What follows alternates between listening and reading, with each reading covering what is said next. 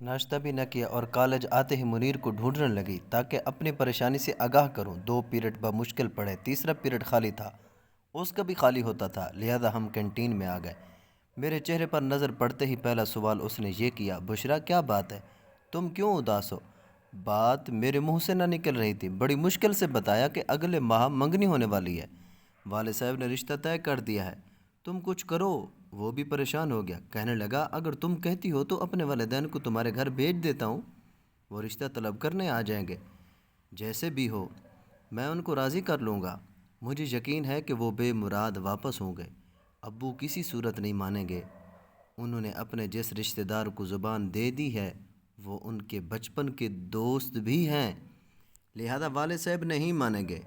امی سگی ہوتی تو شاید میرے جذبات کا احساس کر کے ابو سے منوا لیتی، لیکن وہ بھی میرا ساتھ نہیں دیں گے۔ تو پھر تم ہی بتاؤ کہ آگے کیا صورت باقی رہ جاتی ہے؟ تم کیا سوچتی ہو؟ اس نے پوچھا۔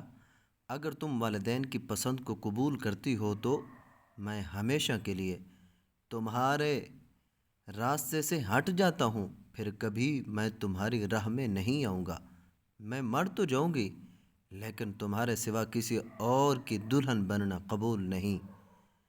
میں نے روتے ہوئے قطعیت سے کہا، پھر تو ایک ہی راستہ ہے کہ ہم کسی بڑے شہر جا کر کورٹ میرج کر لیں اور تم گھر کو خیر آباد کہہ دو۔ اگر ایسا کر سکتی ہو تو میں زندگی کے آخری سانسوں تک تمہارا ساتھ نبھانے کو تیار ہوں۔ ٹھیک ہے، میں تمہارا ساتھ دوں گی، تم جب کہوگے میں گھر چھوڑ کر تمہارے ساتھ نکل چلوں گی، لیکن جلد ایسا کرنا ہوگا کیونکہ منگنی کی رسم سے پہلے ہی میں تمہاری ہو جانا چاہتی ہوں اور کسی اور کے نام کی انگوٹھی اپنی انگلی میں نہیں پہننا چاہتی۔ اچھی طرح سوچ لو، کیونکہ مجھے تم جب بھی کہو گی تم کو لے چلوں گا۔ میرا گھر چھوڑنے کا مسئلہ اتنا گمبھیر نہیں ہے جتنا کہ تمہارا ہے۔ سوچ لیا ہے، کسی کے ساتھ سسک سسک کر جینے سے بہتر ہے تمہارے ساتھ خوشیوں بھری زندگی گزاروں۔ یہ میرا حق ہے کیونکہ میری سانسیں، میرا بدن، میری زندگی میری اپنی ہے، تو کیوں میں اپنی روح کو کسی اور کے شکنجے میں دوں صرف دوسروں کی خوشنودی کی خاطر؟ وہ قائل نہ بھی تھا تو میں نے اس کو قائل کر لیا اور پھر ہم نے کورٹ میرج کا پروگرام بنا لیا۔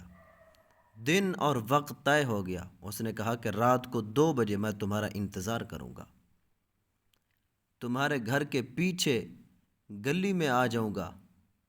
جب رات کے 10 بج گئے میں بہت پریشان ہو گئی، سوچ رہی تھی کہ گھر والے سب سو جائیں تو میں کپڑے تبدیل کروں اور بیگ میں تھوڑا سا سامان ضرورت کا اور چند جوڑے کپڑے رکھ لوں۔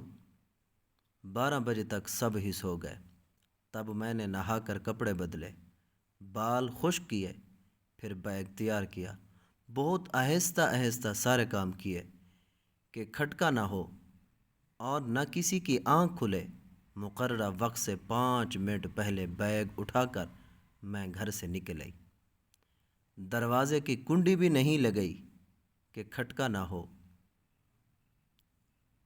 گھر کا پچھلا دروازہ جو پچھلی کی طرف کھلتا تھا اس کو کھلا ہی چھوڑ دیا۔ چند قدم آگے آئی تو منیر ایک خالی مکان کی دیوار سے لگا کھڑا تھا۔ اس کو دیکھ کر جان میں جان آ گئی اور وہ بھی مجھے دیکھتے ہی تیزی سے میری طرف آیا، میرا بیگ ہاتھ میں لے لیا اور تھوڑا سا چلنے کے بعد ہم گلی کے موڑ پر پہنچے جہاں اس نے گاڑی کھڑی کر رکھی تھی۔ شکر ہے کسی نے نہیں دیکھا اور ہم بحفاظت محلے سے نکل کر بڑی سڑک پر آ گئے۔ اب ہمارا رخ لاہور کی طرف تھا۔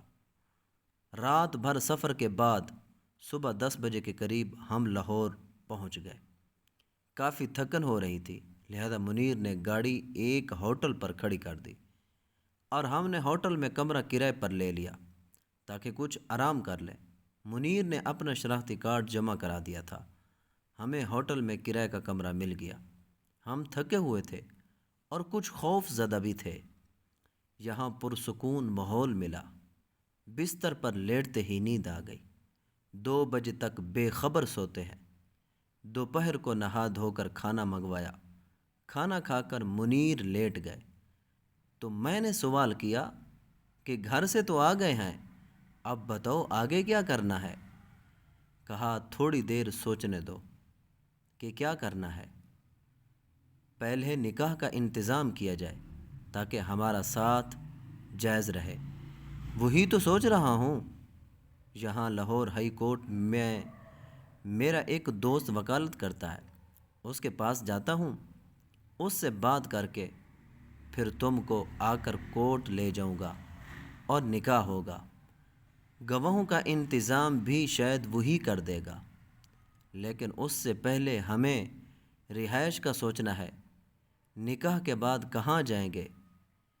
عمر بھر تو اس ہوٹل میں نہیں رہ سکتے، زیادہ سے زیادہ 1 ہفتہ رہ سکیں گے۔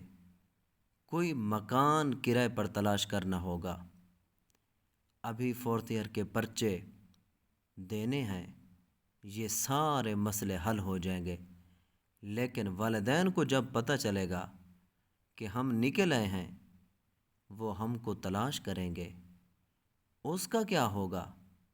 اس سوال پر منیر نے متفکر ہو کر کہا، ہاں یہ زیادہ سنگین مسئلہ ہے، مجھ پر پولیس کیس بھی بن سکتا ہے اور وہ اغوا کا پرچہ درج کر سکتے ہیں۔ میں نے اپنے گھر والوں کو بھی نہیں بتایا، یقیناً ان کو پولیس گرفتار کرے گی۔